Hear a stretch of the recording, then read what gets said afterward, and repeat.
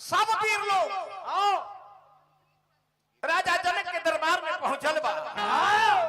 बारी बारी से सब धनुषा के उठावता, केहू वीर से उठत नहीं थे। जन्नी वीर सहस्त्र से कहीं बारा लगाई उठावन डरई ना। तब राजा जनक के कहे के पड़ गई,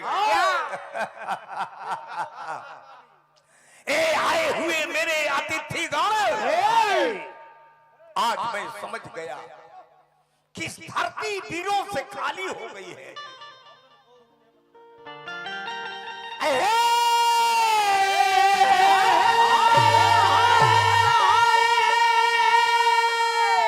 शर्मा साहब तनी बबुआ इको कम करी है थोड़ा सा।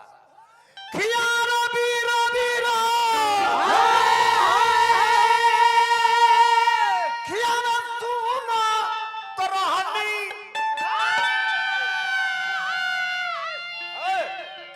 खियारे अजुवे सजननी रे मिथिला में याखे केहू नहीं थे। अरे बीरा बाला बाल रे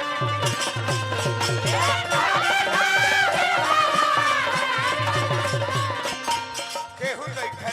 बीरा बाला बाल रे मिथिला में देखनी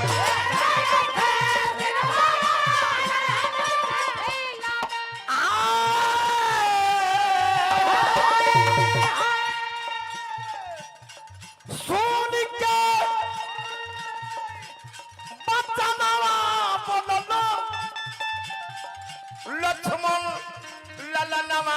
ए राजा वीर अभी देखलो कहवा,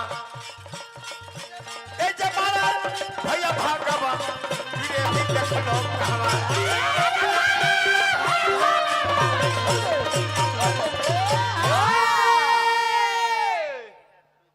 राजा जनक की बात सुन के तमक के खड़ा हो गए लखनलाल।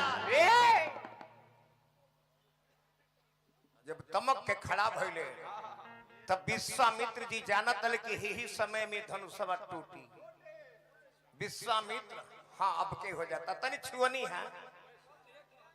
विश्वामित्र समय शुभ जानी बोले अति स्नेहमय बाली कि उठहु राम भंजहु भौ चापा मिटहु तात। माने इनकर मन के संताप मिट जाओ। जा तू अपन काम कर। हे लखनलाल तू धरती के दबा के रखी हो। ए जे कहानी के छोड़तानी जाके भगवान श्री रामचंद्र जी धनुषा के तूर दिहनी आ तुरनी तो परशुराम बाबा की आवाज सुना गई।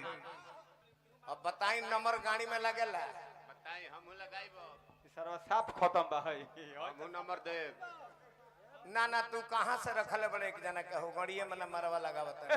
अशोकवा के बेटा ना जा हटावा मरते कौन नहीं बिगाड़ के छोड़ देले बड़े।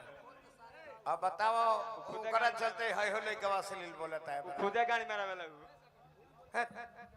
फोर मत बोलो ना भाई फोर ने खबर लगे। अश्लीलता चैनल द्वारा पहुंची काल मार्केट में तो लोग कही जे एहन के यह काम बा। हां कुंवर जी का दल है ना ना वो ना दलस तू उनका कुंवर जी के गाड़ी में 5 गो नंबर लगौलर ला। उनका कहना बोल रहा है ना ना हौ लगौलर हौ कुंवर जी के गाड़ी में हौ त जवाब दी है सनु एटू ना भैया तो जैसन बोलबो बबुआ कहबो त भैया कहबो कहइबो कहइबो भैया कहबो त बबुआ हम कहब। हां तू जौन कहबो त ओने जवाब लेबो। हां